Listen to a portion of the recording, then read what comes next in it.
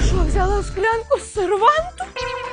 Ну да. А чого вони там стоять, пилюку збирають руками? Доця, бігом поклади його назад в сервант! То є на свята, то є для особливих подій! Мама, ми його навіть на свята не використовуємо. Поклала назад і не пощекуєш матері!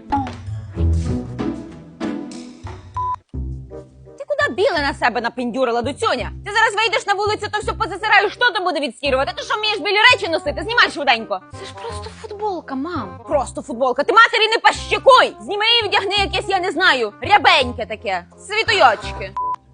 Чого ж, доцюня, куди ти так вирядилася? Я щось не розумію, що у нас якесь свято чи що? Та ні, просто вирішила прикрасити себе. Давай напендюр на себе все золото, в хаті винеси виносити сміття, загуби їх десь, ми ж гроші печатаємо, я ж тобі ту печатну машинку тко. Мама, прикраси, якщо що, не тільки на свята існують. Якщо я хочу зараз сяяти, то я буду. Молодежь це.